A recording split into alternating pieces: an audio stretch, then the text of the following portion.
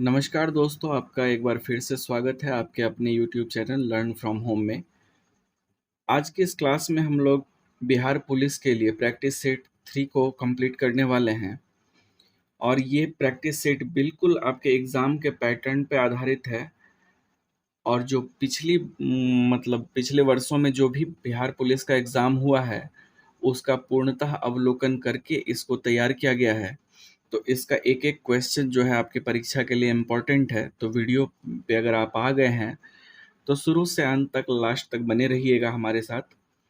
और इससे पहले हमने प्रैक्टिस सेट 1 और प्रैक्टिस सेट 2 को ऑलरेडी कंप्लीट किया हुआ है।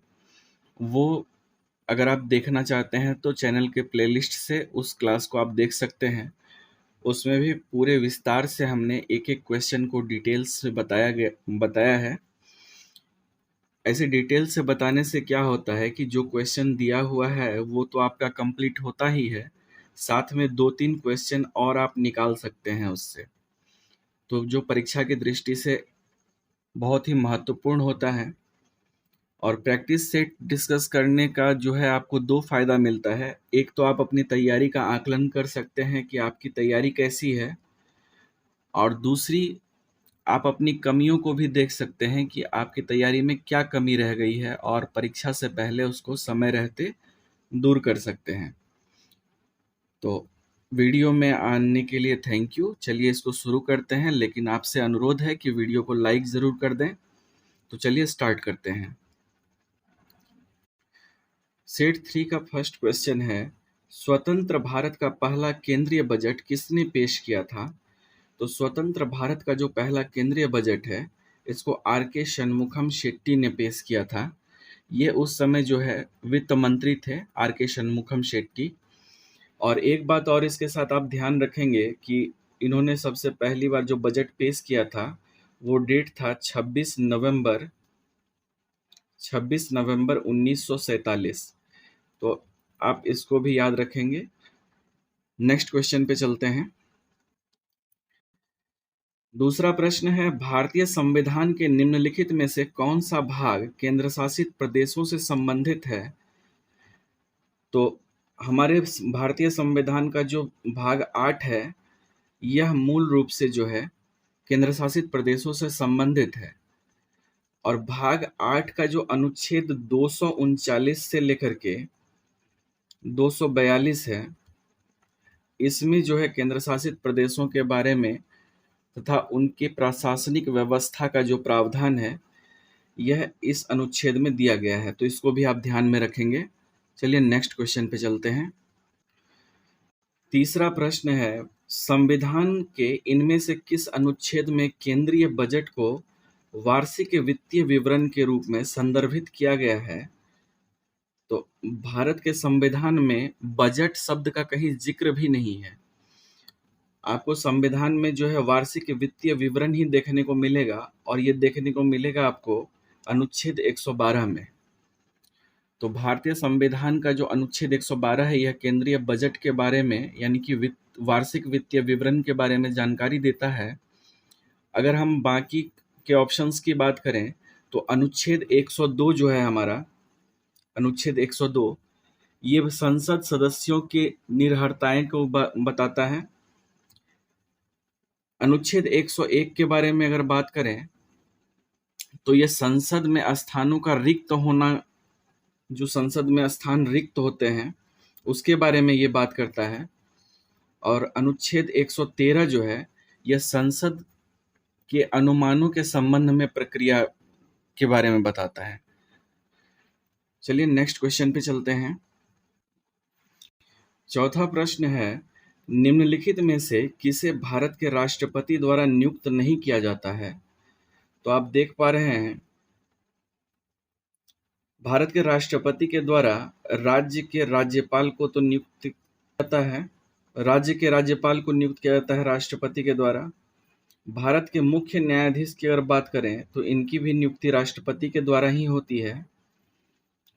उच्च न्यायालय के न्यायाधीश की नियुक्ति भी राष्ट्रपति ही करते हैं। यानी कि बाकी के 3 ऑप्शन जो है ये करेक्ट हैं। लेकिन राज्य के मुख्यमंत्री जो हैं, इसकी नियुक्ति अनुच्छेद 164 के तहत अनुच्छेद 164 के तहत राज्यों के मुख्यमंत्री की नियुक्ति जो है राज्य के राज्यपाल द्वारा की जाती है, जबकि बाकी सारे ऑप्शन में देख रहे हैं आप उच्च न्यायालय के न्यायाधीश की नियुक्ति, इसका जो अनुच्छेद 217 है इसमें दिया गया है। अगर हम बात करें भारत के मुख्य न्यायाधीश की, तो इनकी नियुक्ति के बारे में अनुच्छेद 124 में दिया गया है। राज्य के राज्यपाल की नियुक्ति के बारे में अनुच्छेद 155 में दिया गया है। तो बाकी सारे विकल्प जो हैं ये सारे राष्ट्रपति के द्वारा चुने जाते हैं, जबकि राज्य के मुख्यमंत्री को राज्य का राज्यपाल नियुक्त करता है। नेक्स्ट क्वेश्चन पे चलते हैं।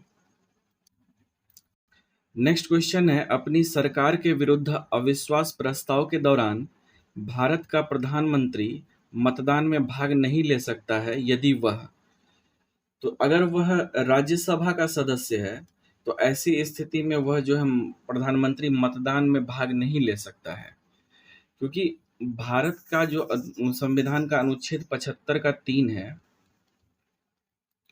इसके अनुसार मंत्री परिषद लोकसभा के प्रति सामूहिक रूप से उत्तरदायी होता है, और अगर सदन में बहुमत हासिल हो जाए तो फिर मंत्री परिषद बनी रह सकती है, लेकिन अगर इनके खिलाफ जो अविश्वास प्रस्ताव है पारित हो जाए तो प्रधानमंत्री के साथ साथ सारे मंत्रिमंडल को ही इस्तीफा देना पड़ जाता है।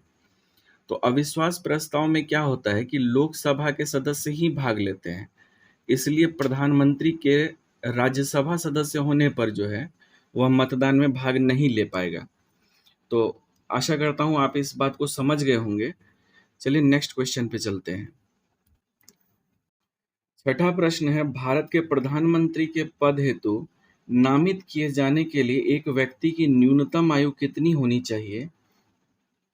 तो दोस्तों, प्रधानमंत्री बनने के लिए जो है 25 वर्ष न्यूनतम आयु होनी चाहिए यदि वह लोकसभा का सदस्य है।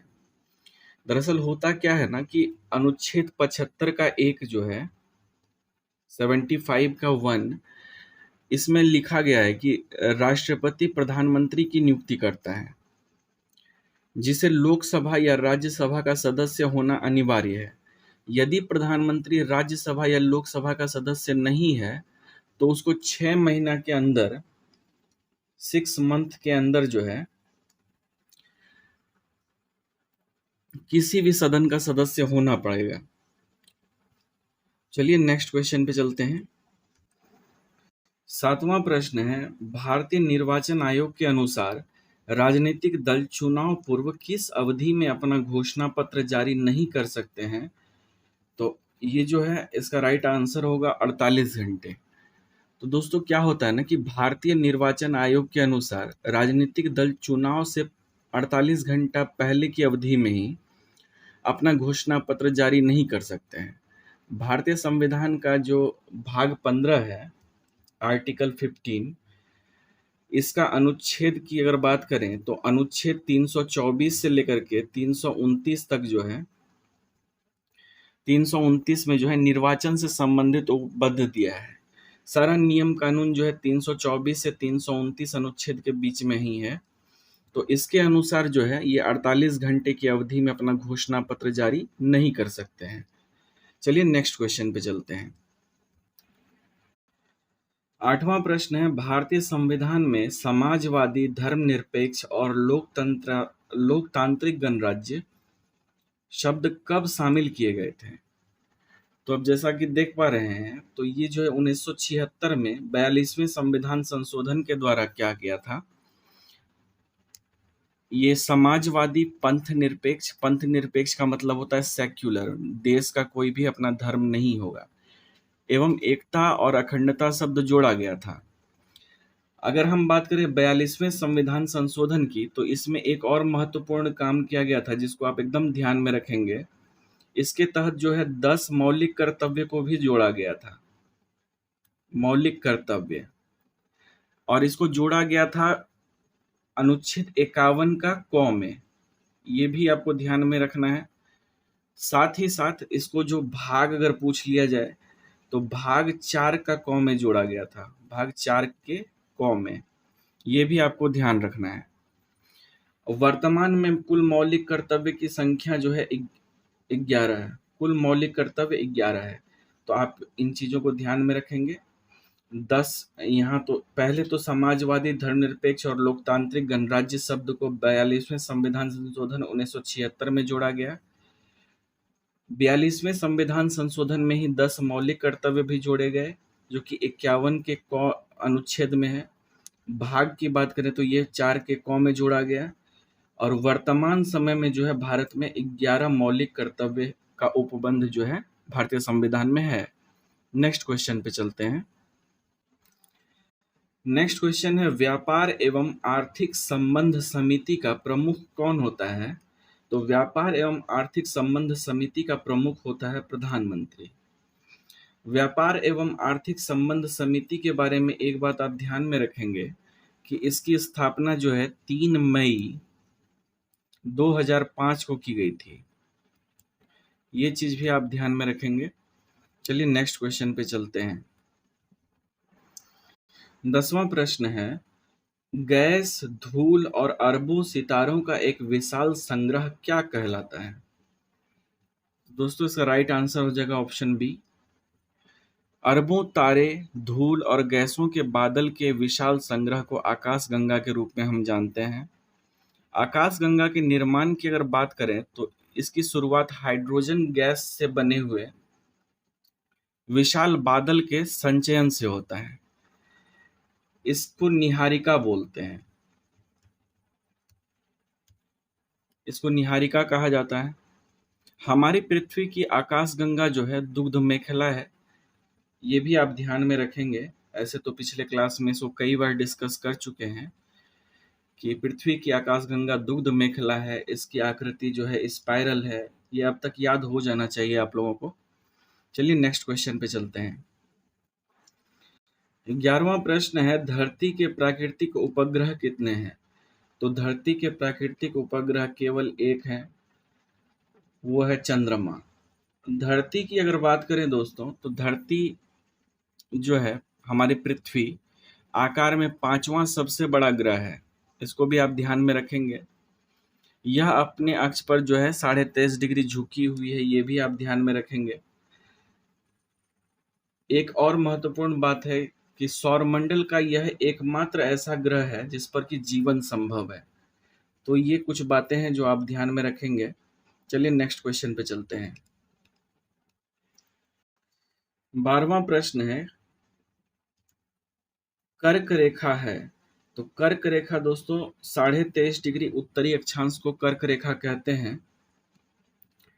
अगर इसको मान लें कि ये हमारी पृथ्वी है,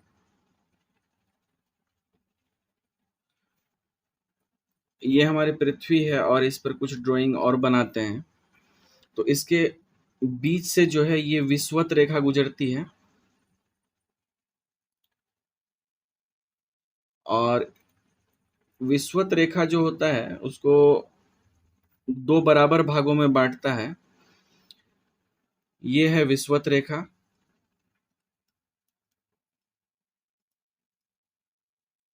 ये है 23.5 डिग्री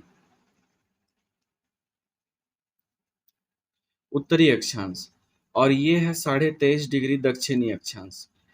तो ये वाली रेखा जो है इसको कर्क रेखा कहते हैं और ये वाली रेखा इसको मकर रेखा कहते हैं। तो 23.5 डिग्री उत्तर में जो है इसको कर्क रेखा बोलते हैं और 23.5 डिग्री दक्षिण वाले को मकर रेखा कहते हैं। तो चित्र से अच्छे से समझ में आ गया होगा आपको। चलिए नेक्स्ट क्वेश्चन पे चलते हैं। 13वां प्रश्न है, पृथ्वी की सतह की निकटतम वायुमंडल की परत कौन सी है? तो ये है दोस्तों क्षोभ मंडल।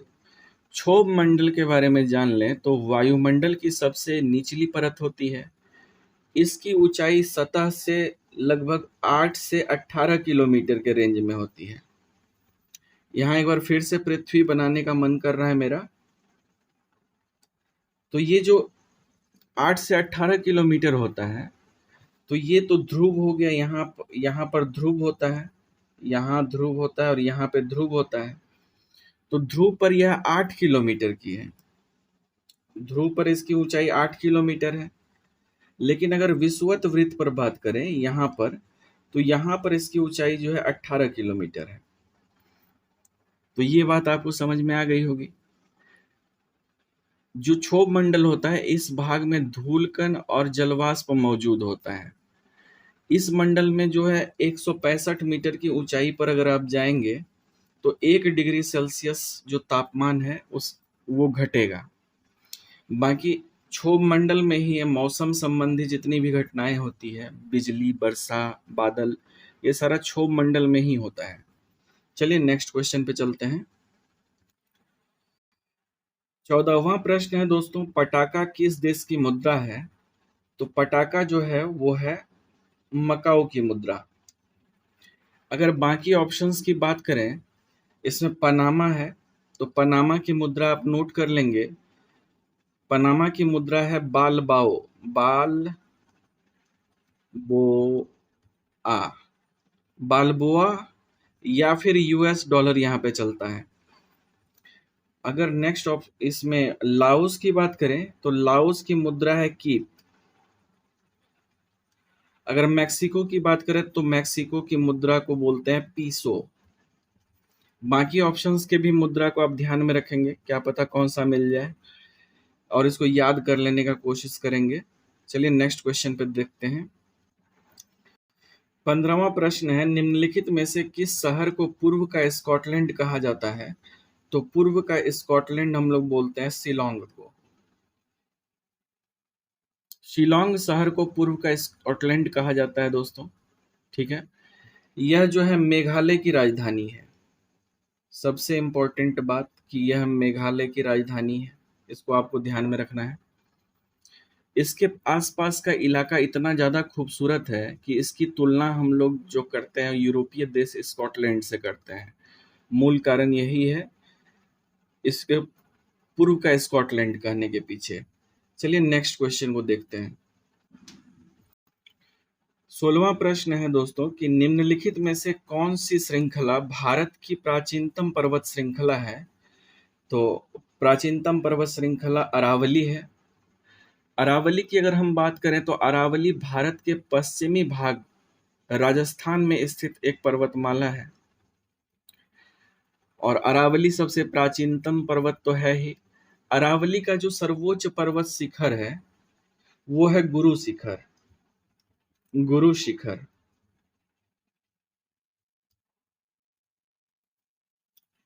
गुरु शिखर अरावली का सबसे ऊंचा मतलब शिखर है, जो कि माउंट आबू में स्थित है। ये भी आप ध्यान में रखेंगे, माउंट आबू को। और ये जो गुरु शिखर है, इसकी ऊंचाई की अगर हम बात करें तो 1722 मीटर ऊंचा है। चलिए नेक्स्ट क्वेश्चन पे चलते हैं। 17वां प्रश्न है, पागलाड़िया बांध परियोजना किस राज्य में स्थित है? तो ये पागलड़िया बांध परियोजना जो है असम में है। अगर इस पागलड़िया बांध परियोजना की बात करें तो ये ब्रह्मपुत्रा नदी पर है, ब्रह्मपुत्र नदी। और इस बांध की ऊंचाई की अगर बात करें तो वो है 25 मीटर। इसको आप ध्यान में रखेंगे, ब्रह्मपुत्र। चलिए नेक्स्ट क्वेश्चन पे चलते हैं। 18वां प्रश्न है, गोल्डन फाइबर के रूप में किसे जाना जाता है? तो दोस्तों गोल्डन फाइबर के रूप में हम लोग जूट को जानते हैं। अगर जूट की बात करें तो जूट को गोल्डन फाइबर के रूप में जाना जाता है, और विश्व में भारत जो है जूट से बनी वस्तुओं का सबसे बड़ा उत्पादक है। जूट से बनने वाली जितनी भी वस्तुएं हैं उसके मामले में हम लोग टॉप पे हैं। जूट का पहला कारखाना की अगर बात करें तो ये 1855 ईस्वी में खोला गया था, कोलकाता में। इसको भी आप ध्यान में रखेंगे, 1855 में कोलकाता में खोला गया था। और जूट का ज्यादातर उत्पादन जो होता है वो पश्चिम बंगाल में ही होता है। तो इससे रिलेटेड जितने भी जो कारखाने हैं, अधिकांश कारखाने जो है पश्चिम बंगाल में ही है, ये भी आप ध्यान में रखेंगे। चलिए नेक्स्ट क्वेश्चन पे चलते हैं। नेक्स्ट क्वेश्चन है, भारतमाला परियोजना किससे संबंधित है? तो भारतमाला परियोजना जो है राजमार्गों के विकास से संबंधित है। तो होता क्या है कि इसके तहत नए नए राजमार्ग बनाए जाते हैं और इसके साथ ही उन परियोजनाओं को भी पूरा करने का कोशिश किया जाता है कि जो कि अब तक अधूरा रह गया है। तो भारतमाला परियोजना जो है राजमार्ग से संबंधित है। चलिए अगले प्रश्न पे चलते हैं। 20वां प्रश्न है कि सिंधु घाटी सभ्यता के किस शहर का शाब्दिक अर्थ मृतकों का टीला है? तो दोस्तों इसका राइट आंसर होगा मोहनजोदड़ो। क्या है कि मोहनजोदड़ो का जो है सिंधी भाषा में अर्थ होता है मृतकों का टीला। और जो ये मोहनजोदड़ो है ये दुनिया का सबसे पुराना नियोजित और उत्कृष्ट शहर माना जाता है इसको। और मोहनजोदड़ो जो है ये सिंधु नदी है, अगर तो सिंधु नदी के दाएं किनारे पर पाकिस्तान में स्थित है, यहाँ पे कहीं। अब पाकिस्तान की अगर बात करें तो पाकिस्तान के भी लरकाना जिले में स्थित है। इसकी खोज की बात करें कि मोहनजोदड़ो की खोज 1922 में रखाल दास बनर्जी ने की थी। रखाल दास बनर्जी। नेक्स्ट क्वेश्चन पे चलते हैं। 21वां प्रश्न है गौतम बुद्ध का जन्म कहाँ हुआ था? तो गौतम बुद्ध का जन्म जो हुआ था दोस्तों लुम्बिनी में हुआ था। गौतम बुद्ध की अगर बात करें तो बौद्ध धर्म के संस्थापक गौतम बुद्ध ही थे। इन्हें जो है एशिया का ज्योति पुंज कहा जाता है। और अगर बात करें तो गौतम बुद्ध का जन्म जो है 563 ईसा पूर्व में कपिलवस्तु के लुम्बिनी गांव में हुआ था। लुम्बिनी जो है अब नेपाल में पड़ता है। वर्तमान समय में लुम्बिनी नेपाल में है। तो इनके पिता का नाम जो है शुद्धोधन था, जो कि शाक्यगण के मुखिया थे। माता की बात करें तो माता का नाम महामाया था, लेकिन इनकी माता जो है जन्म के कुछ दिन बाद ही गुजर गई थी। तो इनका लालन पालन जो है इनकी मौसी प्रजापति गौतमी ने किया था। इनके बचपन के नाम सिद्धार्थ था। गौतम बुद्ध का विवाह जो है 16 वर्ष की अवस्था में हो गया था यशोधरा से, और एक पुत्र भी हुआ था जिसका नाम राहुल था। राहुल नाम का एक पुत्र था। गौतम बुद्ध जो है जब घर को त्याग दिए थे, निकल गए थे सत्य की खोज में, तो गृह त्याग का जो घटना है उसको महाभिनिष्क्रमण कहा जाता है। इसको ध्यान में रखेंगे, महाभिनिष्क्रमण कहा जाता है। गौतम बुद्ध जब अपना प्रथम उपदेश दिए सारनाथ में, तो उस उपदेश को जो है धर्म चक्र प्रवर्तन कहा जाता है। तो ये कुछ गौतम बुद्ध के बारे में फैक्ट था जो कि मैंने आपको बता दिया है। इन सभी फैक्ट को आप ध्यान में रखेंगे। चलिए नेक्स्ट क्वेश्चन पे चलते हैं। 22वां प्रश्न है दोस्तों, कनिष्क किस वंश से संबंधित थे? तो कनिष्क जो है कुषाण वंश से संबंधित थे। कनिष्क की अगर बात करें तो कनिष्क जो है कुषाण वंश के सबसे प्रतापी शासक थे। ध्यान रखने वाली बात है कि 78 ईस्वी में इन्होंने अपना राज्यारोहण किया था और इसी उपलक्ष्य में एक संवत चलाया था जिसको शक संवत कहा जाता है। और इसको भारत सरकार ने अपनाया जाके 22 मार्च 1957 को जो है भारत सरकार के द्वारा शक संवत को भारत का राष्ट्रीय कैलेंडर के रूप में अपनाया गया। अगर कनिष्क की बात करें तो इनके शासनकाल में चौथी बौद्ध संगति हुई थी। चौथी बौद्ध संगति कुंडलवन कश्मीर में हुई थी और इसकी अध्यक्षता जो है वसुमित्र के द्वारा की गई थी, जिसमें कि बौद्ध धर्म का विभाजन हो गया था हीनयान और महायान में।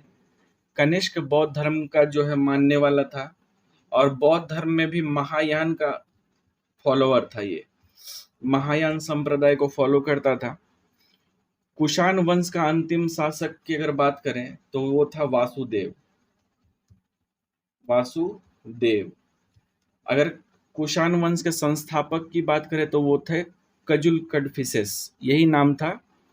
चलिए नेक्स्ट क्वेश्चन पे चलते हैं। 23वां प्रश्न है, एहोल शिलालेख निम्नलिखित में से किन शासकों से जुड़े हुए हैं? तो एहोल शिलालेख की बात करें तो ये पुलकेशिन द्वितीय से संबंधित है। तो एहोल अभिलेख की अगर बात करें तो पुलकेशिन द्वितीय से संबंधित है। इसके रचनाकार की बात करें, एहोल शिलालेख के रचनाकार, तो ये जो है एक जैन कवि थे। जैन कवि, उनका नाम था रवि कीर्ति। रवि कीर्ति, कुछ इस टाइप से रवि कीर्ति नाम था उनका। तो इन्होंने ही इसका रचना किया था। इसमें जो है पुलकेशिन द्वितीय और हर्षवर्धन के बीच में जो युद्ध हुआ था उसके बारे में वर्णन है। पुलकेशिन द्वितीय प्रताप वातापी का जो है चालुक्य वंश का पराक्रमी और प्रसिद्ध शासक था, वातापी का। चलिए नेक्स्ट क्वेश्चन पे चलते हैं। 24वां प्रश्न है दोस्तों, इनमें से किसके द्वारा दिल्ली सल्तनत में इक्ता प्रणाली को संस्थागत रूप से लागू किया गया था? तो इक्ता प्रणाली को लागू किया गया था इल्तुतमिश के द्वारा। इल्तुतमिश 1226 में इक्ता प्रणाली को शुरू किया था। ये चीज आपको ध्यान में रखना है। इक्ता में क्या होता था ना कि एक भूखंड होता था, भूमि का टुकड़ा, जिसका नियंत्रण करता यानी कि कंट्रोल करने वाला एक मतलब कि एक सिपाही टाइप का आदमी, जिसको कि भुक्ति या वली कहा जाता था, वो उस क्षेत्र में से भू राजस्व को वसूलता था और इस राजस्व का एक हिस्सा जो है केंद्र को दे देता था, जिसको फवाजिल कहा जाता था। इक्तादार का जो पद था ये वंशानुगत नहीं था। ऐसा नहीं था कि राजा का बेटा राजा बनेगा। तो इक्तादार का पद जो है हमेशा समय समय पर बदलता रहता था। तो इस तरह से जो है ये चलता था। चलिए नेक्स्ट क्वेश्चन पे चलते हैं। 25वां प्रश्न है, बुक्का प्रथम प्राचीन भारत में इनमें से किस राजवंश का संस्थापक था? तो बुक्का प्रथम की अगर बात करें तो यह संगम वंश का संस्थापक था। तो दोस्तों अगर हम लोग बात करें तो इस में तो क्या हुआ था कि 1336 ईस्वी में हरिहर और बुक्का नाम के दो भाई हुए थे। इन्होंने मिलकर जो है विजयनगर साम्राज्य की स्थापना की थी और इसमें 4 वंशों ने शासन किया था, जिसमें से एक संगम आप देख रहे हैं, दूसरा सालुव था, तुलुव था और अराविडु था। इन्होंने क्रम से इस पे शासन किया था। अगर सालुव वंश की बात करें तो सालुव नरसिंह ही इसका संस्थापक था, सालुव वंश का। तुलुव वंश का संस्थापक जो था वो वीर नरसिंह था और अराविडु वंश की बात करें तो अराविडु वंश का संस्थापक तिरुमल था। तो इस तरह से जो है इसके संस्थापक कुछ अलग अलग थे। बाकी अगर पूछा जाए विजयनगर साम्राज्य का संस्थापक कौन था, तो वो 1336 ईस्वी में हरिहर और बुक्का नामक दो भाइयों ने ही इसकी स्थापना की थी। चलिए नेक्स्ट क्वेश्चन पे चलते हैं। 26वां प्रश्न है, अहमदनगर की किस रानी ने बादशाह अकबर का विरोध किया था? तो बादशाह अकबर का विरोध चांद बीबी ने किया था। चांद बीबी की अगर हम बात करें तो इनको चांद खातून या चांद सुल्ताना के नाम से भी जाना जाता है। यह एक भारतीय मुस्लिम महिला योद्धा थी जो बीजापुर और अहमदनगर की संरक्षिका थी। बीजापुर और अहमदनगर इनके कंट्रोल में था। चांद बीबी जो है सबसे ज्यादा अपने साम्राज्य का सुरक्षा अकबर से की थी, इसलिए ये इतनी ज्यादा लोकप्रिय है। नेक्स्ट क्वेश्चन पे चलते हैं। नेक्स्ट क्वेश्चन है दोस्तों, आईने अकबरी किसने लिखी थी? यह 16वीं शताब्दी का विस्तृत दस्तावेज है जिसमें सम्राट अकबर के अधीन मुगल साम्राज्य की प्रशासन व्यवस्था का विस्तृत वर्णन किया गया है।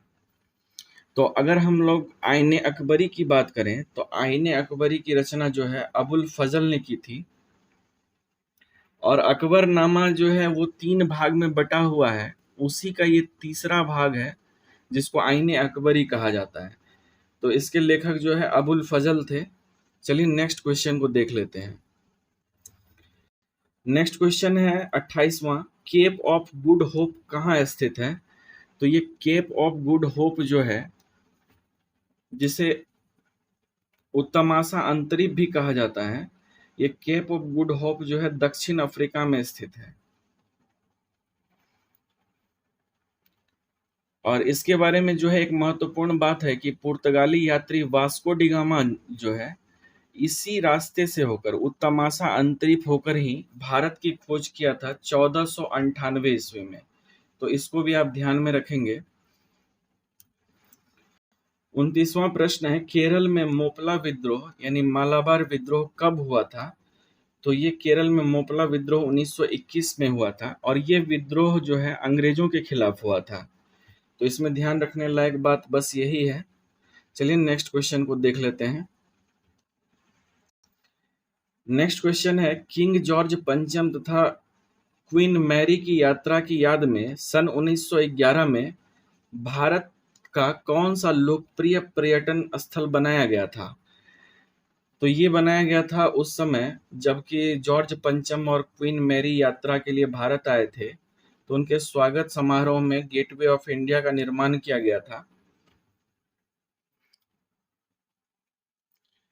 और ये गेटवे ऑफ इंडिया की अगर बात करें तो ये बम्बई में, उस समय के बम्बई अभी के मुंबई में है, जिसको कि गेटवे ऑफ इंडिया भी कहा जाता है।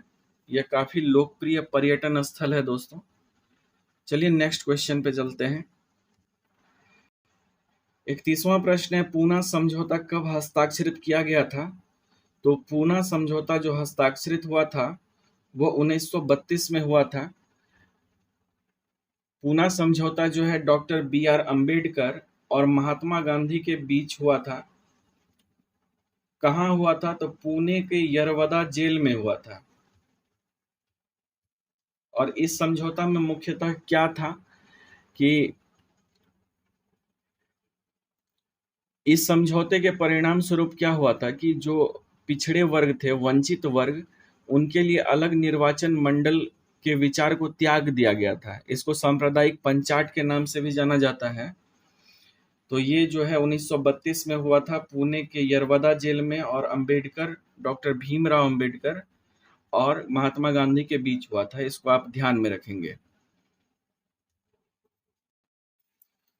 32वां प्रश्न है, 1781 में भारत के पहले गवर्नर जनरल वॉरेन हेस्टिंग ने मुस्लिम कानून के अध्ययन और शिक्षण के लिए डैश में मदरसा की स्थापना की। तो इसका राइट आंसर होगा डी, यानी कि कोलकाता में। तो वर्ष 1781 में भारत के पहले गवर्नर जनरल वॉरेन हेस्टिंग ने मुस्लिम कानून के अध्ययन और शिक्षण के लिए कोलकाता में मदरसा की स्थापना की थी। इसको आपको ध्यान में रखना है। बाकी क्वेश्चन में भी क्वेश्चन छिपा हुआ है कि मदरसा की स्थापना कब हुई थी? 1781 में। कौन किया था? तो वॉरेन हेस्टिंग किया था। किस लिए किया था? मुस्लिम कानून के अध्ययन के लिए और शिक्षण के लिए। कहाँ किया था? तो कोलकाता में किया था। इतनी सारी बातों को आपको ध्यान में रखना है। चलिए नेक्स्ट क्वेश्चन पे चलते हैं। 33वां प्रश्न है, इनमें से किसे भारतीय पंचवर्षीय योजना का वास्तुकार कहा जाता है? तो पंचवर्षीय योजना का वास्तुकार PC महालनोबिस अर्थात प्रशांत चंद्र महालनोबिस को कहा जाता है। वह प्रसिद्ध भारतीय वैज्ञानिक और सांख्यिकीविद थे, प्रशांत चंद्र महालनोबिस। और जब बात आई है कि सांख्यिकीविद की, तो 29 जून को जो है 29 जून को प्रतिवर्ष जो है राष्ट्रीय सांख्यिकी दिवस मनाया जाता है। ये भी आपको ध्यान में रखना है। चलिए नेक्स्ट क्वेश्चन पे चलते हैं। 34वां प्रश्न है दोस्तों, भारत में बचत बैंक खाते पर दी जाने वाली ब्याज दर डैश के द्वारा निर्धारित की जाती है? तो भारत में बचत बैंक खाते पर दी जाने वाली ब्याज दर जो है संबंधित बैंक के द्वारा निर्धारित की जाती है, परंतु इसका जो नियंत्रण होता है वो भारतीय रिजर्व बैंक करता है। जो भी, जैसे कि बैंक दर है, रेपो रेट है, रिवर्स रेपो रेट है, नगद आरक्षित अनुपात की बात करें या फिर वैधानिक तरलता अनुपात की बात करें, तो इन सब का जो निर्धारण है वो आरबीआई के द्वारा ही किया जाता है। तो ये बातें आप ध्यान में रखेंगे। नेक्स्ट क्वेश्चन पे चलते हैं। 35वां प्रश्न है, प्रथम बार सेवा कर भारत में किस वर्ष लागू किया गया था? तो सेवा कर भारत में सबसे पहले 1994 में लागू किया गया था। सेवा कर की अगर बात करें, या इसको अंग्रेजी में सर्विस टैक्स भी बोलते हैं, जो मुख्य रूप से किसी व्यक्ति या कंपनी द्वारा प्रदान की गई सेवाओं पर लगाया जाता है। यह एक प्रकार का जो है अप्रत्यक्ष कर है, ये भी आपको ध्यान में रखना है। सेवा कर या सर्विस टैक्स जो होता है ये अप्रत्यक्ष कर होता है।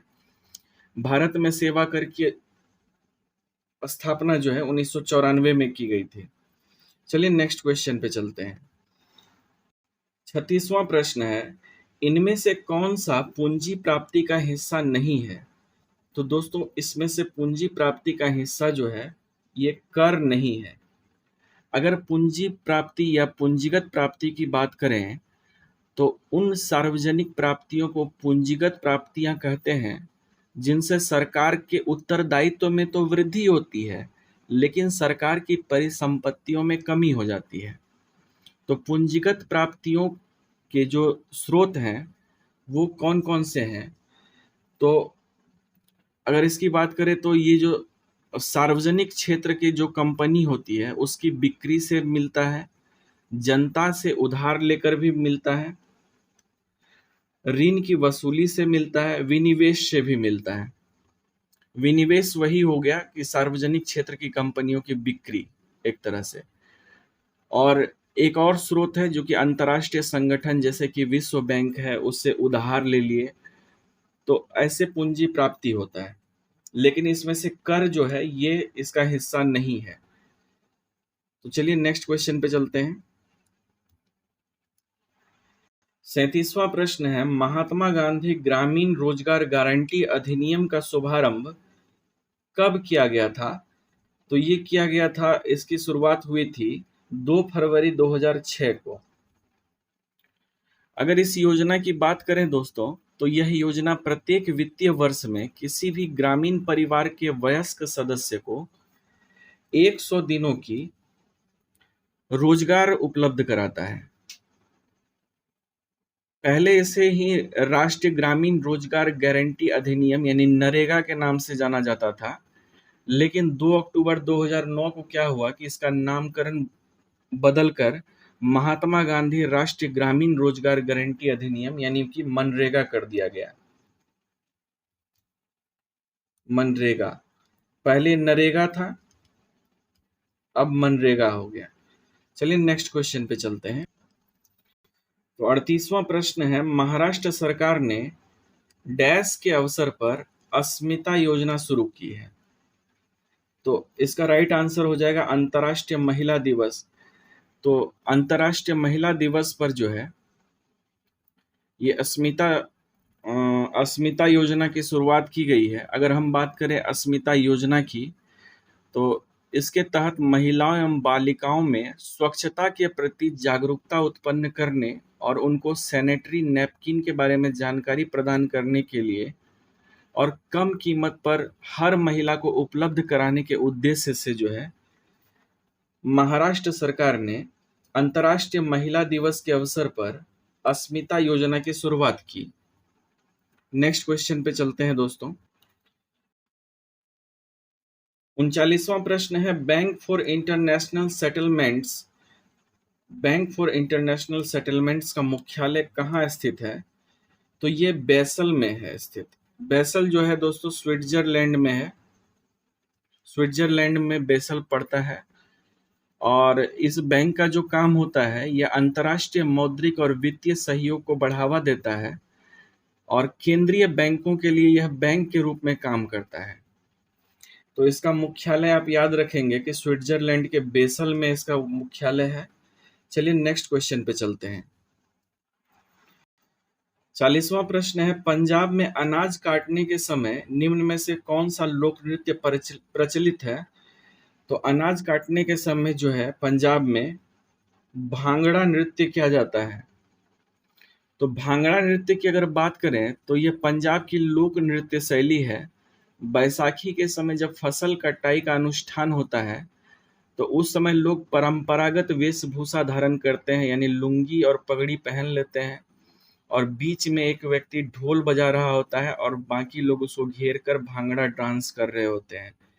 तो मूलतः यही है भांगड़ा। चलिए नेक्स्ट क्वेश्चन पे चलते हैं। 41वां प्रश्न है, अरुण शौरी निम्नलिखित में से किस पुस्तक के लेखक हैं? तो अनीता गेट्स बेल, इस पुस्तक के लेखक जो है अरुण शौरी हैं। नेक्स्ट क्वेश्चन पे चलते हैं। 42वां प्रश्न है, राष्ट्रीय ऊर्जा संरक्षण दिवस कब मनाया जाता है?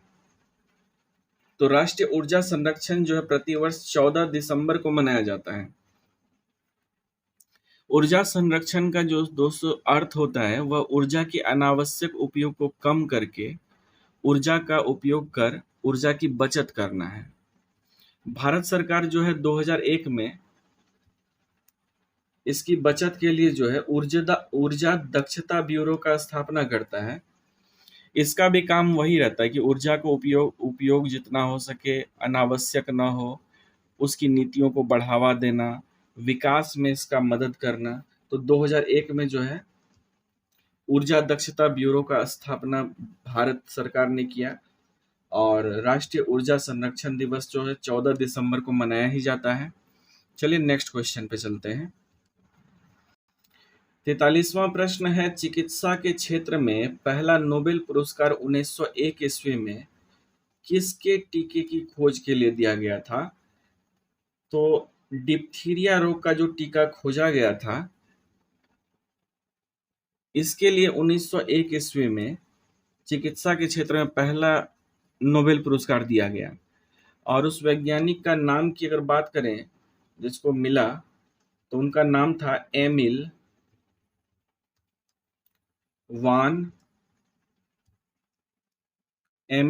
बेहरिंग। काफी लंबा सा नाम है। तो इन्होंने ही डिप्थीरिया रोग के टीके की खोज की थी, जिसके लिए इन्हें 1901 में जो है नोबेल पुरस्कार से सम्मानित किया गया। नेक्स्ट क्वेश्चन पे चलते हैं दोस्तों। 44वां प्रश्न है कि डैश भारत में स्थित एक बायो रिजर्व है जो यूनेस्को विश्व विरासत स्थल भी है। तो राइट आंसर हो जाएगा सुंदरवन जो है भारत में स्थित एक बायो रिजर्व है जो कि यूनेस्को विश्व विरासत स्थल भी है। और अगर हम इसकी बात करें तो इसको सुंदरवन को 1987 में यूनेस्को के विश्व धरोहर में शामिल किया गया था। ये भी आपको ध्यान रखना है। नेक्स्ट क्वेश्चन पे तो 45वां प्रश्न है, जीईओ का पूर्ण रूप क्या है? तो जीईओ का पूर्ण रूप होता है दोस्तों जियो स्टेशनरी अर्थ ऑर्बिट, जिसमें क्या होता है कि उपग्रह पृथ्वी की भूमध्य रेखा के ऊपर उसकी कक्षा में घूमता है। अगर हम बात करें इसके अलावा संचार उपग्रहों की, तो संचार उपग्रह को पृथ्वी की सतह से 36,000 किलोमीटर की ऊंचाई पर जो है स्थापित किया जाता है। चलिए नेक्स्ट क्वेश्चन को देखते हैं। 46वां प्रश्न है, अग्नि 2 क्या है? तो अग्नि 2 जो है दोस्तों, ये है एक मध्यवर्ती दूरी का बैलिस्टिक मिसाइल, और इसको डीआरडीओ के द्वारा बनाया गया। ये भी आपको ध्यान में रखना है। डीआरडीओ यानी कि रक्षा अनुसंधान एवं विकास संगठन को बोलते हैं डीआरडीओ। तो इसके द्वारा बनाया गया है। अगले प्रश्न पे चलते हैं। 47वां प्रश्न है, कंप्यूटर शब्दावली में निब्बल को क्या भी कहा जाता है? डैश भी कहा जाता है। तो निब्बल को आधा बाइट बोलते हैं। तो आधा बाइट यानी कि 4 बीट के बराबर होता है। इसी को एक निब्बल कहा जाता है। कंप्यूटर में डेटा की सबसे छोटी यूनिट जो होता है उसको बीट बोलते हैं, जो कि बाइनरी डिजिट का सॉर्ट होता है। 8 बीट को एक बाइट कहा जाता है। ये भी आप ध्यान में रखेंगे। नेक्स्ट क्वेश्चन पे चलते हैं। अगला प्रश्न है 48वां, निम्नलिखित में से कौन एक कंप्यूटर एप्लीकेशन सॉफ्टवेयर है? तो इसमें से जो है वर्ड प्रोसेसर एक एप्लीकेशन सॉफ्टवेयर है जो टाइप किए गए दस्तावेज बनाने, संग्रहित करने और प्रिंटिंग करने यानी मुद्रण करने में सक्षम है। तो ये वर्ड प्रोसेसर हो जाएगा इसका राइट आंसर। नेक्स्ट क्वेश्चन पे चलते हैं। 49वां प्रश्न है दोस्तों, माइक्रोसॉफ्ट ऑफिस में कौन सी फंक्शन की प्रिंट प्रीव्यू विंडो प्रदर्शित करती है? प्रिंट प्रीव्यू विंडो को प्रदर्शित करने वाली, अगर हम लोग कंट्रोल प्लस F2 को दबाएंगे तो ये जो है माइक्रोसॉफ्ट ऑफिस में प्रिंट प्रीव्यू पेज खुलेगा, जो कि डॉक्यूमेंट के प्रिंट होने के बाद कैसा दिखेगा उसको दर्शाता है। अगर बाकी ऑप्शन की बात करें, अल्ट प्लस F2 जो है, सॉरी, ये शिफ्ट प्लस F2 की अगर बात करें तो शिफ्ट प्लस F2 जो है टेक्स्ट को कॉपी करता है, जो लिखा हुआ है उसको कॉपी कर लेगा। अगर अल्ट कंट्रोल प्लस F2 को दबाएंगे तो दबाने पर फाइल ओपन डायलॉग बॉक्स खुलेगा। नेक्स्ट क्वेश्चन पे चलते हैं। 50वां प्रश्न है, निम्नलिखित में से किसे गॉस नामक इकाई में मापा जाता है? तो चुंबकीय प्रेरण को जो है गॉस नामक इकाई में मापा जाता है और यह इसकी जो है सीजीएस इकाई है। और गॉस को जो है कैपिटल जी से दर्शाते हैं, तो ये बातें आपको ध्यान में रखनी है। और एक भौतिक वैज्ञानिक हुए थे कार्ल फ्रेडरिक गॉस नाम के, उन्हीं के नाम पर इसका नाम गॉस रखा गया है। नेक्स्ट क्वेश्चन पे चलते हैं। 51वां प्रश्न है, एक निश्चित स्तर से ऊपर किसी विमान की ऊंचाई को मापने के लिए किस वैज्ञानिक उपकरण का उपयोग किया जाता है? तो एक निश्चित ऊंचाई से ऊपर विमान की ऊंचाई को मापने के लिए अल्टीमीटर नाम के यंत्र का प्रयोग किया जाता है। तो अल्टीमीटर क्या होता है दोस्तों, कि इसका उपयोग एक निश्चित स्तर से जब ऊपर विमान की ऊंचाई उड़ते वक्त नापना होता है तो इसका प्रयोग करते हैं। अगर बात करें वॉट मीटर की, तो वॉट मीटर से हम लोग विद्युत शक्ति को मापते हैं, फेदोमीटर से समुद्र की गहराई को मापते हैं और बैरोमीटर से वायुमंडलीय दाब को मापा जाता है। चलिए नेक्स्ट क्वेश्चन पे चलते हैं। 52वां प्रश्न है कि निम्नलिखित में से कौन सी एक अदिश राशि नहीं है, यानी कि सदिश राशि कौन सी है वो बताना है। तो इसमें से बल आघूर्ण जो है यह सदिश राशि है। बाकी सारे जो तापमान देख रहे हैं आप, आयतन और समय, ये सब अदिश राशि है। चलिए नेक्स्ट क्वेश्चन पे चलते हैं। 53वां प्रश्न है, घर्षण सतहों की चिकनाई पर निर्भर करता है। घर्षण बल हमेशा प्रयुक्त बलों डैश डैश डैश। तो इसका राइट आंसर हो जाएगा दोस्तों ऑप्शन सी, यानी कि बलों का विरोध करता है। अगर घर्षण बल की बात करें तो जब दो वस्तुएं परस्पर संपर्क में आती है, जैसे ये एक वस्तु है और इसके ऊपर ये दूसरी वस्तु है, और ये जब संपर्क में आएगी तो क्या होगा कि इसके बीच जो है यहाँ पे संपर्क तलों के बीच एक बल कार्य करता है जो वस्तुओं की गति का जो है विरोध करता है। इस बल को ही घर्षण बल कहा जाता है। घर्षण बल वस्तुओं की सतहों की चिकनाई पर निर्भर करता है, ये कितनी चिकनी है इस पर निर्भर करेगा, तथा घर्षण बल हमेशा वस्तुओं पर प्रयुक्त बलों का जो है विरोध करता है। ये अगर इधर बल लगा रहा है तो ये वाला इधर बल लगाएगा, तो बल का विरोध करता हुआ पाया जाता है। चलिए नेक्स्ट क्वेश्चन पे चलते हैं। 54वां प्रश्न है, किस वैज्ञानिक ने प्रकाश के तरंग सिद्धांत को प्रस्तावित किया था? तो वो वैज्ञानिक थे क्रिश्चियन हाइगेंस। क्रिश्चियन हाइगेंस ने प्रकाश के तरंग सिद्धांत को प्रस्तावित किया था। अगर बाकी ऑप्शंस को देखें तो नील्स बोर ने परमाणु संरचना सिद्धांत दिया था। जे थॉमसन की बात करें तो इन्होंने इलेक्ट्रॉन की खोज की थी। माइकल फैराडे की अगर बात करें तो माइकल फैराडे विद्युत अपघटन के नियम को दिया था। चलिए नेक्स्ट क्वेश्चन को देख लेते हैं। 55वां प्रश्न है, इनमें से कौन सा रासायनिक परिवर्तन नहीं है? तो ये बताना है कि रासायनिक परिवर्तन इसमें से कौन सा नहीं है। तो इसका राइट आंसर हो जाएगा पानी को भाप में परिवर्तित करना। ये जो है रासायनिक परिवर्तन नहीं है। तो रासायनिक परिवर्तन क्या होता है कि जब किसी पदार्थ को अन्य पदार्थ से मिलाकर एक नया पदार्थ बनाया जाता है, या जब कोई पदार्थ दो या दो से अधिक पदार्थों में वियोजित हो जाता है, तो इसको रासायनिक परिवर्तन कहते हैं। यानी कि रासायनिक परिवर्तन एक ऐसा अभिक्रिया होता है जिसको कि हम लोग रिवर्स नहीं कर सकते, यानी कि पलट नहीं सकते। जैसे मान के चलिए लोहे में जंग लगना, अगरबत्ती का जलना, दूध से दही बन जाना। क्या दही बनने के बाद वापस से दूध बना सकते हैं उसको? नहीं। तो ऐसा टाइप का जितना भी एग्जाम्पल होगा तो उसको ही बोलते हैं रासायनिक परिवर्तन। अब भौतिक परिवर्तन की अगर बात करें तो भौतिक परिवर्तन के अंतर्गत वो सभी परिवर्तन आते हैं जिनमें पदार्थ की रासायनिक प्रकृति या रासायनिक पहचान में कोई परिवर्तन नहीं होता है। जैसे कि पानी को भाप में बदल दिए, अब भाप को ठंडा करेंगे तो फिर से पानी बन जाएगा। बर्फ को पिघला दिए, अगर वापस से फ्रीजर में डाल दे तो फिर से बर्फ बन जाएगा।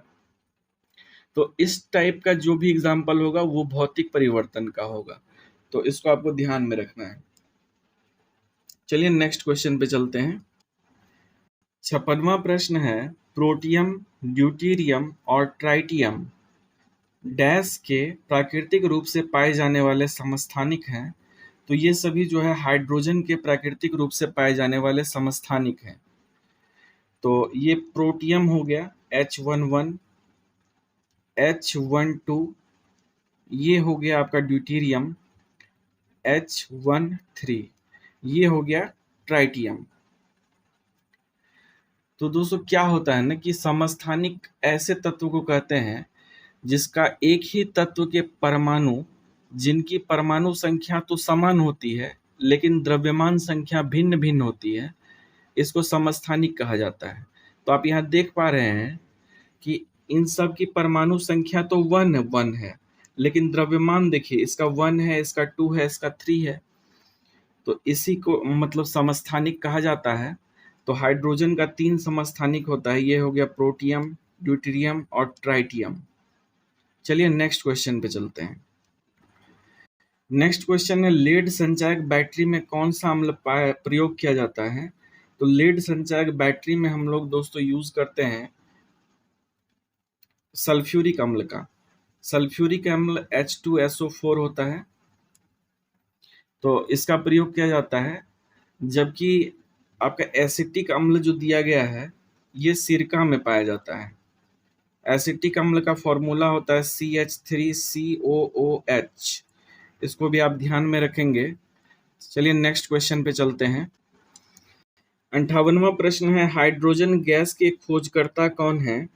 तो हाइड्रोजन गैस के खोजकर्ता हेनरी कैवेंडिश हैं। एक बात और ध्यान रखेंगे कि हाइड्रोजन की खोज तो हेनरी कैवेंडिश ने की थी, लेकिन इसका नामकरण जो है हाइड्रोजन, वो लेवोशिए नाम का वैज्ञानिक था, उसने किया था। हाइड्रोजन के बारे में एक और बात ध्यान में रखेंगे कि हाइड्रोजन जो है आधुनिक आवर्त सारणी का प्रथम तत्व है और ये सबसे हल्का तत्व भी है। अगर ब्रह्मांड की बात करें तो ब्रह्मांड में सबसे अधिक मात्रा में हाइड्रोजन तत्व पाया जाता है। यह एकमात्र ऐसा तत्व है जिसमें कि न्यूट्रॉन बिल्कुल भी नहीं पाया जाता है। तो ये भी आपको ध्यान में रखना है। चलिए नेक्स्ट क्वेश्चन पे चलते हैं। 59वां प्रश्न है, ऑर्निथोलॉजी जो है ये किससे संबंधित है? तो ऑर्निथोलॉजी पक्षियों के अध्ययन से संबंधित है। बाकी ऑप्शंस की अगर बात करें तो मछली के अध्ययन से इक्थियोलॉजी संबंधित होगा। सरीसृपों और उभयचरों के अध्ययन को हर्पेटोलॉजी बोलते हैं। कीटों के अध्ययन को एंटोमोलॉजी बोलते हैं। चलिए नेक्स्ट क्वेश्चन पे चलते हैं। 60वां प्रश्न है, प्याज में लाल रंग निम्न में से किस वर्णक के कारण होता है? तो प्याज में लाल रंग का कारण होता है एंथोसाइनिन। अगर आपसे पूछ लिया जाए कि प्याज में पीला रंग किसके कारण होता है, तो आप जवाब दोगे प्याज में जो पीला रंग होता है वो क्वेरसीटिन के कारण होता है। क्वेरसिटीन। अगर बात करें गाजर के रंग की, तो गाजर का रंग कैरोटीन के कारण होता है। हल्दी का पीला रंग कुरकुमीन के कारण होता है। अगर प्याज के बारे में और बात की जाए, तो प्याज की सबसे अधिक खेती जो है हमारे महाराष्ट्र राज्य में होती है। महाराष्ट्र राज्य जो है प्याज के उत्पादन में अग्रणी है, ये भी आपको ध्यान रखना है। चलिए दोस्तों, नेक्स्ट क्वेश्चन पे चलते हैं। नेक्स्ट क्वेश्चन है, विल्सन रोग एक आनुवांशिक रोग है जिसमें शरीर में अत्यधिक मात्रा में किसका संचय हो जाता है? तो विल्सन डिजीज में जो है कॉपर का संचय जरूरत से ज्यादा हो जाता है हमारे शरीर में। विल्सन रोग की अगर बात करें, तो यह एक आनुवांशिक रोग होता है। यह शरीर में कॉपर की मात्रा के अधिक संचय होने के कारण ही होता है। इसके प्रमुख लक्षण हैं पैरों या पेट में फ्लूइड का बनना, बोलने, निगलने, शारीरिक समन्वय या फिर नियंत्रण गतिविधि को नियंत्रित करने में जो है परेशानी महसूस करना, मांसपेशियों में अकड़न होना, ये सब जो है इसकी निशानी है। तो कॉपर से याद आया कि इस चैनल पे जो है आपको एक शॉर्ट्स मिल जाएगा कि तांबे के बर्तन में पानी जो पीने की सलाह देते हैं लोग, उस पर शॉर्ट्स बना हुआ है, तो उसको भी आप देख सकते हैं। एक और बात करना था कि ये जो मैं पढ़ा रहा हूँ, तो इसका नोट्स भी आपको चाहिए होगा रिवीजन के लिए। तो ये मैं बार बार बताने के लिए भूल जाता हूँ, तो आप लोग जो है डिस्क्रिप्शन बॉक्स में, इसके वीडियो के डिस्क्रिप्शन बॉक्स को चेक करेंगे, वहाँ पे आपको एक लिंक मिलेगा जो कि टेलीग्राम चैनल का लिंक होगा, उसको आप ज्वाइन कर लेंगे। वहाँ पर मैं आपको पीडीएफ इसका उपलब्ध करा दिया करूँगा, जिससे कि आप इसका बार बार रिवीजन कर सकें और खुद से भी प्रैक्टिस सेट लगाकर देख सकें। तो चलिए दोस्तों, नेक्स्ट क्वेश्चन पे चलते हैं। 62वां प्रश्न है, ऑक्टोपस किस प्रजाति के अंतर्गत आता है? तो ऑक्टोपस जो है मोलस्का के अंतर्गत आता है। मोलस्का की अगर बात करें, तो मोलस्का शब्द का प्रयोग सर्वप्रथम अरस्तू ने किया था कटल फिश के लिए। मोलस्का जो है कशेरुकी का सबसे जो है सेकेंड मोस्ट संघ है, यानी कि दूसरा सबसे बड़ा संघ है। इसका शरीर जो होता है, इसकी निशानी की बात करें, तो शरीर जो है कठोर कवच से घिरा हुआ होता है और इसका शरीर मुलायम रहता है। ऑक्टोपस की अगर बात करें दोस्तों, तो ऑक्टोपस को डेविल फिश भी कहते हैं। डेविल फिश के नाम से भी जाना जाता है। चलिए नेक्स्ट क्वेश्चन पे चलते हैं। 63वां प्रश्न है कि डैश डैश रक्त में सर्वाधिक प्रचुर मात्रा में पाई जाने वाली कणिकाएं हैं। तो एरिथ्रोसाइट जो है वो कणिका है जो कि रक्त में सबसे अधिक पाई जाती है। बात दोस्तों अगर रक्त यानी रुधिर की करें, तो यह एक तरल संयोजी उत्तक होता है। रुधिर का निर्माण मुख्यतः दो घटकों से होता है। पहला घटक है इसमें प्लाज्मा प्लाज्मा जो कि 55 से 60% तक होता है, और दूसरा होता है रुधिर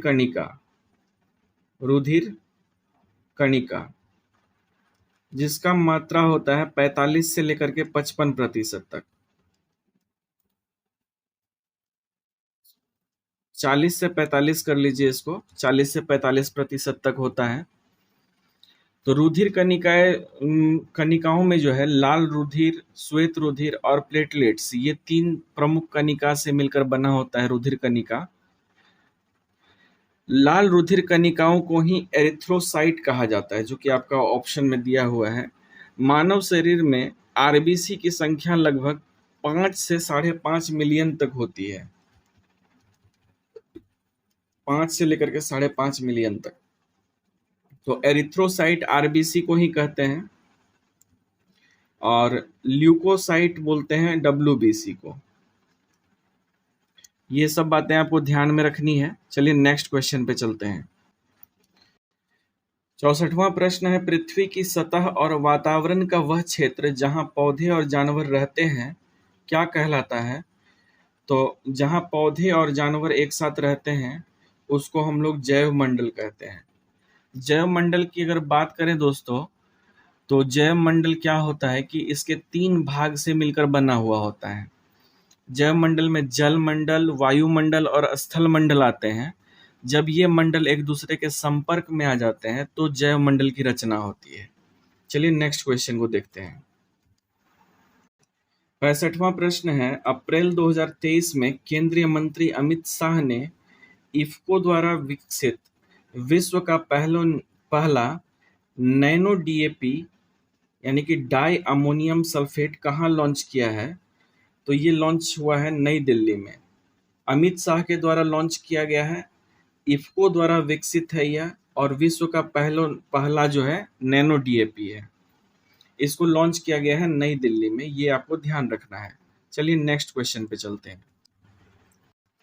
66वां प्रश्न है, अप्रैल 2023 में प्रधानमंत्री नरेंद्र मोदी द्वारा जारी नई बाघ गणना रिपोर्ट 2022 के अनुसार देश में बाघों की कुल संख्या कितनी है? तो ऑप्शन के अकॉर्डिंग यहाँ पर 3168 हो जाएगा बाघ की संख्या।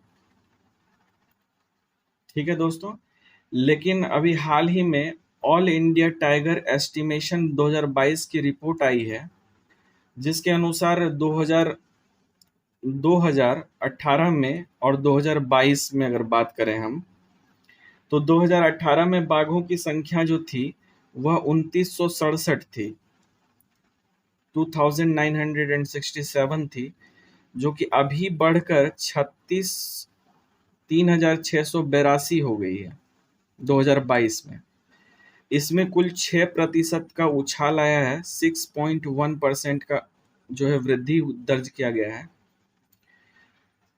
तो आपको जो है ये करंट डाटा ही ध्यान में रखना है, लेकिन अगर पूछ ले प्रधानमंत्री नरेंद्र मोदी द्वारा जारी रिपोर्ट के अनुसार तो 3167 बताना है। इसके अलावा अगर हम बात करें, भारत में दुनिया का 75% बाघ का आबादी निवास करता है, ये भी आपको ध्यान रखना है। सबसे अगर ज्यादा बाघ किस राज्य में है, अगर ये पूछ लिया जाए आपसे, तो आपका जवाब होना चाहिए मध्य प्रदेश। सबसे ज्यादा बाघ मध्य प्रदेश में पाए जाते हैं। मध्य प्रदेश में बाघों की कुल संख्या जो है 785 है, ये भी आपको ध्यान रखना है। अगर पूछे कि किस टाइगर रिजर्व में बाघों की संख्या सबसे अधिक है, तो आपका उत्तर होना चाहिए जिम कॉर्बेट। तो जिम कॉर्बेट जो राष्ट्रीय उद्यान है दोस्तों, जिम कॉर्बेट में जो है बाघ की संख्या सबसे अधिक है। कितनी है? तो 260 है। ये भी क्वेश्चन हो सकता है जिम कॉर्बेट बाघ अभ्यारण्य कहाँ पर है, टाइगर रिजर्व? तो आपका उत्तर होना चाहिए उत्तराखंड। उत्तराखंड में जिम कॉर्बेट टाइगर रिजर्व। तो इसके बारे में कुछ ज्यादा ही डिस्कशन हो गया। चलिए नेक्स्ट क्वेश्चन पे चलते हैं। 67वां प्रश्न है दोस्तों, अप्रैल 2023 में किस देश ने इंटरनेशनल बिग कैट्स अलायंस का शुभारंभ किया है? तो अपना प्यारा देश भारत ने किया है। हुआ क्या कि प्रोजेक्ट टाइगर जो कि 1973 में लॉन्च किया गया था, प्रोजेक्ट टाइगर, इसको 50 साल पूरा हो गया 2023 में। इस उपलक्ष्य पे भारत सरकार द्वारा इंटरनेशनल बिग कैट अलायंस शुरू किया गया। इसका मकसद जो है दुनिया की 7 बड़ी बिल्लियां, ये बाघ जो है, चीता है, ये सब क्या है? बिल्लियों की प्रजाति ही तो है। तो इसका मकसद जो है दुनिया की 7 बड़ी बिल्लियों की जो है सुरक्षा और संरक्षण पर ध्यान केंद्रित करना। अगर इस पर ध्यान नहीं दिया जाएगा तो एक समय आएगा जबकि हमारे अगली जनरेशन में जो बच्चे होंगे वो सब सिर्फ किताबों में देख पाएंगे इन जानवरों को।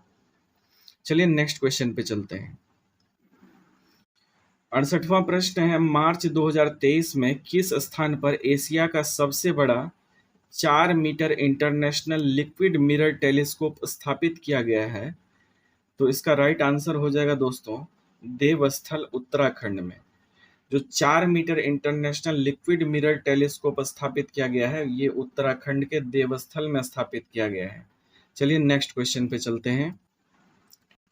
69वां प्रश्न है कि मार्च 2023 में स्विट्जरलैंड स्थित IQ एयर द्वारा जारी वर्ल्ड एयर क्वालिटी रिपोर्ट के अनुसार विश्व का सर्वाधिक प्रदूषित देश कौन सा है? तो विश्व का सबसे प्रदूषित देश है चाड। तो दोस्तों चाड जो है यह आईक्यू एयर के अनुसार 2023 के अनुसार दुनिया का सबसे प्रदूषित शहर है। अगर इस रिपोर्ट में भारत की बात करें तो भारत प्रदूषण के मामले में विश्व में 8वां स्थान रखता है। भारत भी कम नहीं है। और ध्यान देने वाली बात है कि इस रिपोर्ट के अनुसार दुनिया का 100 सबसे प्रदूषित देश में से जो है भारत के 65 शहर शामिल हैं। वाह। चलिए अगले क्वेश्चन पे चलते हैं। 17वां प्रश्न है, हाल ही में कार्बन डाइऑक्साइड यानी कि कार्बन डाइऑक्साइड CO2 आयात कर उसे समुद्र के नीचे दफन करने वाला विश्व का पहला देश कौन बना है? तो ये देश बना है डेनमार्क। डेनमार्क देश जो है कार्बन डाइऑक्साइड मंगाकर समुद्र के नीचे 1800 मीटर नीचे दफन कर रहा है। डेनमार्क की बात अगर करें दोस्तों तो डेनमार्क एक यूरोपीय देश है। इसकी राजधानी जो है कोपेनहेगन है। कोपेनहेगन इसकी राजधानी कोपेनहेगन है और इसकी आधिकारिक भाषा जो है डेनिश है। भाषा इसकी डेनिश है। मुद्रा की अगर बात करें तो इसकी मुद्रा है क्रोन। तो जो भी देश खबरों में होता है उसके बारे में जो है राजधानी या मुद्रा अक्सर एग्जाम में पूछ लिया जाता है। तो आपको ये जो है एकदम ध्यान में रखना है। चलिए अगले प्रश्न पे चलते हैं।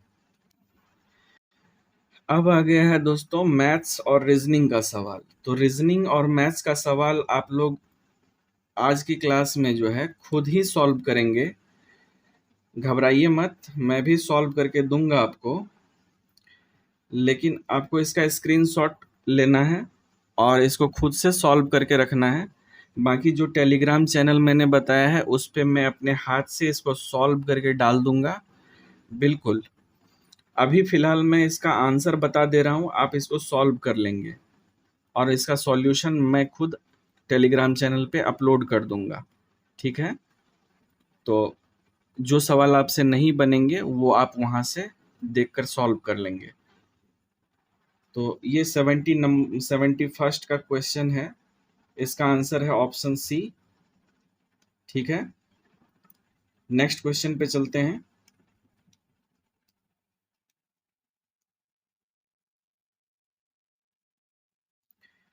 सेवेंटी टू जो है इसका स्क्रीनशॉट लीजिए आप, तब तक मैं इसका आंसर मार्क कर दे रहा हूँ। 72 का भी ऑप्शन सी ही आंसर है। नेक्स्ट क्वेश्चन की बात करें अगर 73 है, 73 का ऑप्शन आप ले लीजिए, ये स्क्रीनशॉट ले लीजिए। इसका राइट आंसर जो है 73 का ये ऑप्शन डी है।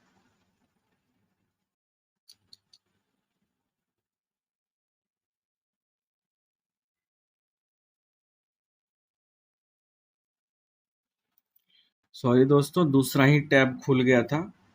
तो 73 का ऑप्शन जो है आप देख लिए, स्क्रीनशॉट ले लीजिए। इसका राइट आंसर डी है। 74 का राइट आंसर बी है। 75 का डी हो जाएगा। 76 का राइट आंसर जो है वो ऑप्शन सी हो जाएगा।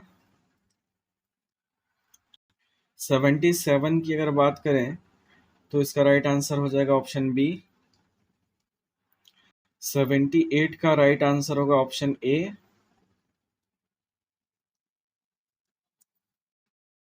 79 का भी ऑप्शन ए हो जाएगा आंसर। 80 का राइट आंसर हो जाएगा ऑप्शन सी। 81 नंबर का क्वेश्चन जो है दोस्तों, कहा जा रहा है इसमें select the option that can be used as a one word substitution for the given group of words. तो इसमें वन वर्ड सब्स्टिट्यूशन बताना है, यानी अनेक शब्दों के बदले एक शब्द। कहा जा रहा है giving order in a manner that permits no refusal, कि ऐसे तरीके से ऑर्डर देना कि जिसको कोई ना ना कह सके, तो इसका क्या हो जाएगा? इसका राइट आंसर हो जाएगा ऑप्शन ए, डिक्टेटोरियल बोलते हैं इसको। इसका मतलब होता है तानाशाही। बाकी ऑप्शन की अगर बात करें, बेनेडिक्टरी, इसका अर्थ होगा मंगलकारी। एडल्टोरियस का बात करें तो इसका व्याभिचारी हो जाएगा। इनफिडेलिटी का मतलब हो जाएगा बेवफाई। तो इसका राइट आंसर यही होगा। 82 नंबर क्वेश्चन है, 82 नंबर, कि select the incorrectly spelled word. इसमें से जिसका वर्तनी अशुद्ध है उसको पहचानना है। तो इसमें जो आप देख पा रहे हैं, ये टैकल का स्पेलिंग ये नहीं होना चाहिए, बल्कि टैकल का स्पेलिंग होता है TACKLE, और टैकल का मतलब होता है उलझन। बाकी सबका वर्तनी शुद्ध है। जैसे FATL, फैटल, फैटल का मतलब होता है घातक। ब्रूटल का मतलब होता है क्रूर। और मेटल का मतलब होता है धातु। बाकी सारा सही है। बाकी इसको सुधारने की जरूरत है, तो ये सुधर गया। चलिए नेक्स्ट क्वेश्चन को देखते हैं। 83वां प्रश्न है दोस्तों, select the most appropriate option to fill in the blanks. यानी कि सबसे सटीक शब्द का चयन करना है जो कि इस खाली स्थान पे आएगा। तो देख पा रहे हैं आप, we have decided to go on a long dash with our friends. तो इसमें क्या होगा? ट्रैवल नहीं, पैसेज नहीं, विजिट। आपने गाना सुना होगा लॉन्ग ड्राइव पे चल, तो यही ड्राइव यहाँ पर सेट हो रहा है। तो जो भी वाक्य में रिक्त स्थान है, लॉन्ग ड्राइव लंबी सैर पर का प्रयोग उपयुक्त अर्थ दे रहा है। बाकी अन्य विकल्प जो है अलग अर्थ दे रहे हैं। ट्रैवल का मतलब होता है यात्रा, पैसेज का मतलब होता है मार्ग, पासेज। विजिट की अगर बात करें तो विजिट का अर्थ होता है मुलाकात। तो यही ड्राइव ही होगा जो कि इसको संतुष्ट करेगा। चलिए नेक्स्ट क्वेश्चन को देखते हैं। 84वां प्रश्न है, select the most appropriate meaning of the given idioms. तो नीचे दिए गए जो इडियम है उसका जो है सही अर्थ बताना है। तो उसका सही अर्थ आप देख पा रहे हैं, कह रहा है टू बियर फ्रूट। इसका सही अर्थ होगा टू प्रोड्यूस पॉजिटिव रिजल्ट। तो ये सही अर्थ हो गया। सकारात्मक परिणाम के लिए जो है इसका टू प्रोड्यूस पॉजिटिव रिजल्ट्स, यही सही अर्थ है इसका। चलिए नेक्स्ट क्वेश्चन पे चलते हैं। 85वां प्रश्न है, the following sentence has been split into 4 segments, identify the segment that contains a grammatical error. तो 4 भागों में बांटा गया है। इसमें बताना है कि किस भाग में ग्रामेटिकल मिस्टेक है, यानी व्याकरण जो है अशुद्ध है। तो 85 नंबर प्रश्न का जो है आप देख पा रहे हैं, लिखा हुआ है he is the more intelligent and hard working student of our class. तो यहाँ पर जो आप देख पा रहे हैं द मोर इंटेलिजेंट, यहीं पर इसको कष्ट है। द मोर इंटेलिजेंट के जगह पे द मोस्ट इंटेलिजेंट का प्रयोग उपयुक्त होगा, क्योंकि डिफिनिट आर्टिकल जो होता है उसमें द जब भी यूज करते हैं हम लोग, द या दी, तो उसके बाद सुपरलेटिव डिग्री का प्रयोग होता है, इसलिए यहाँ पर मोस्ट का यूज होगा। ठीक है दोस्तों, समझ गए होंगे आप। चलिए अगले क्वेश्चन पे चलते हैं। 86वां प्रश्न है, select the most appropriate synonyms of the given word attract. तो अट्रैक्ट का अर्थ होता है आकर्षित करना, और इसका पर्यायवाची बताना है, यानी सिनोनिम्स बताना है। तो अट्रैक्ट का इंटाइस होगा। इसका अर्थ भी होता है लुभाना। बाकी अगर वर्ड की बात करें तो रिपेल का मतलब होता है धक्का देना या पीछे हटाना। प्रिवेंट का मतलब होता है रोकना। डिसगस्ट का मतलब क्या होता है? तो घृणा होता है। तो एक ही है बचा हुआ है, बाकी आप छांट भी सकते हैं। अगर आपका वोकेबुलरी अच्छा है तो आप देख सकते हैं। रिपेल मतलब क्या होता है? हटाना। प्रिवेंट माने होता है रोकना। डिसगस्ट का मतलब क्या होता है? तो एक जो एलियन टाइप का बुझाएगा उसको भी टिक कर सकते हैं आप, ये ट्रिक है। अगले प्रश्न पे चलते हैं। 87वां प्रश्न बोल रहा है कि select the correctly spelt word. तो इसमें से करेक्टली स्पेल्ट वर्ड जो है उसको छांटना है। तो हमारा यहाँ जो मैकेनिज्म जो देख रहे हैं आप, ये करेक्टली स्पेल्ट है, बाकी सब का स्पेलिंग में मिस्टेक है। अगले प्रश्न पे चलते हैं। 88वां प्रश्न है, कह रहा है select the most appropriate antonym of the given word awkward. तो इसका उल्टा शब्द बताने के लिए बोल रहा है एंटोनिम्स में। तो ऑकवर्ड का अर्थ होता है दोस्तों भद्दा या अजीब। भद्दा या फिर अजीब। तो अजीब का उल्टा शब्द क्या होगा इसमें देख लीजिए तो आप। तो ये ग्रेसफुल जो है, ग्रेसफुल मतलब होता है सुंदर, तो भद्दा का उल्टा सुंदर ही तो होना चाहिए। बाकी ऑप्शन की अगर बात करें हम लोग, तो यहाँ बल्कि लिखा हुआ है, बल्कि माने होता है बड़ा। अनईजी लिखा हुआ है, अनईजी का मतलब क्या होता है? व्याकुल। इनएलिजेंट लिखा हुआ है जिसका मतलब होता है अशोभनीय। तो इसका राइट आंसर जो हो जाएगा ग्रेसफुल यानी सुंदर ही हो जाएगा। चलिए अगले प्रश्न पे चलते हैं। तो 89वां प्रश्न भी यही कह रहा है कि select the most appropriate antonyms of the given word. इसमें भी उल्टा शब्द ही बताना है। कैप्टिविटी का उल्टा शब्द बताना है। तो कैप्टिविटी मतलब होता है दासत्व या फिर बंधन। दासत्व या बंधन। इसका उल्टा शब्द एंटोनिम हो जाएगा फ्रीडम। फ्रीडम मतलब आजादी होता है यानी स्वतंत्रता। बाकी की अगर बात करें प्रोस्पेरिटी, प्रोस्पेरिटी का मतलब होता है संपन्नता। टंबल का अर्थ होता है गिरना, और एलिवेट का मतलब होता है उठना।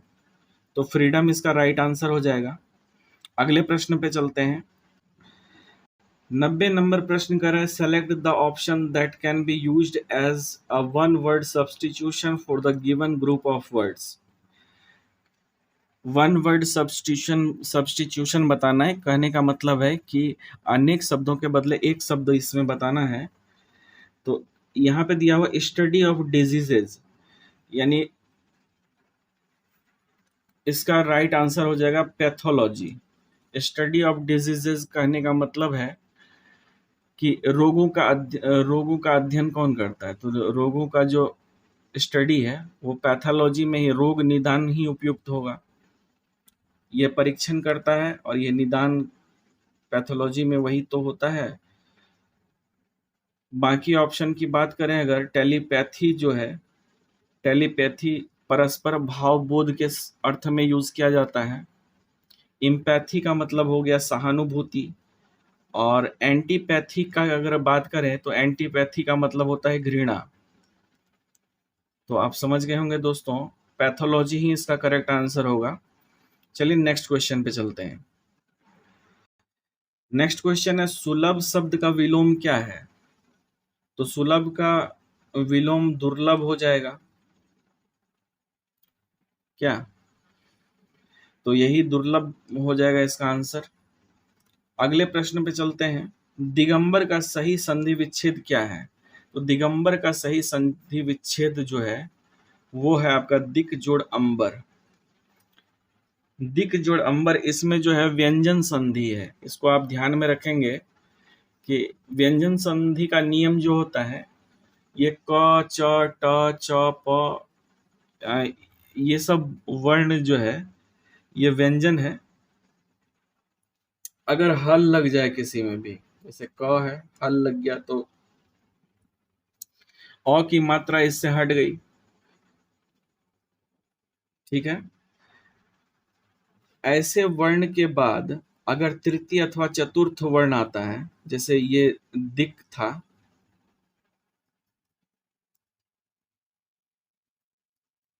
हाँ चल रहा है भाई। जैसे यहाँ दिक है और ये क हल के बाद चौथा वर्ण आ गया, या फिर य अ इसमें से कोई सा भी आ जाता है, तो वैसे स्थिति में इसका उच्चारण जो होता है व्यंजन बन जाता है, गौ बन जाता है। तो आप समझ गए होंगे दिक जोड़ अंबर कैसे दिगंबर बन गया।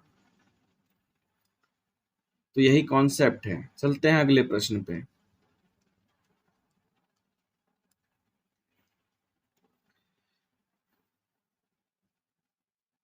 13वां प्रश्न है, सप्तऋषि में कौन सी संधि है?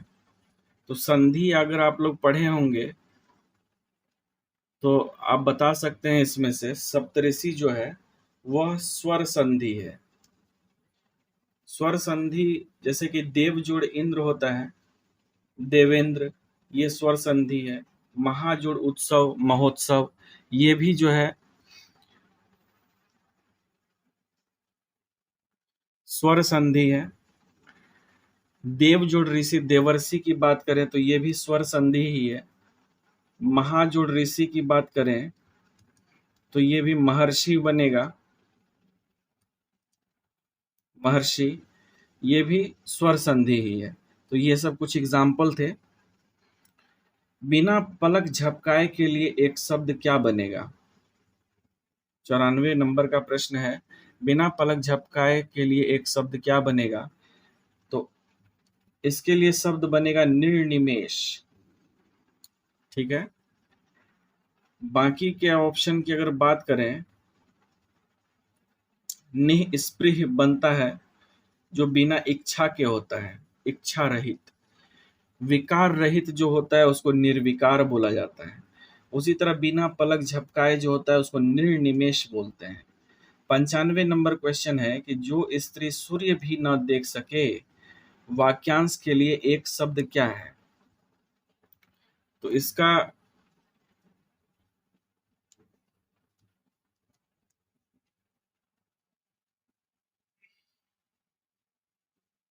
जो स्त्री सूर्य भी ना देख सके, इसके लिए एक शब्द है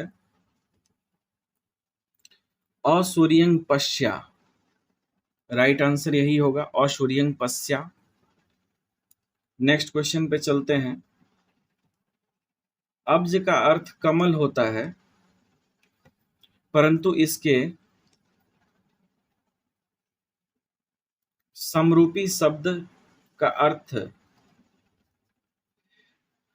अब्ज शब्द का अर्थ कमल होता है परंतु इसके समरूपी शब्द अब्द का अर्थ क्या होता है? तो अब्द का जो अर्थ होता है दोस्तों वो होता है बादल। ठीक है। अब्ज को बोलते हैं पंकज, कमल, जलज, नीरज, सरोज, अंबुज, ये सब कमल के ही नाम है। लेकिन अब्द की अगर बात करें तो अब्द का होता है बादल, घन, नीरद, पयोद, वारिद, वारिधर, ये सब जो है बादल के पर्यायवाची शब्द हैं। बाकी नेक्स्ट क्वेश्चन में चलते हैं तो देखते हैं जिंदगी में कौन सा प्रत्यय है? जिंदगी में जो प्रत्यय है दोस्तों ये है ई। नेक्स्ट क्वेश्चन पे चलते हैं।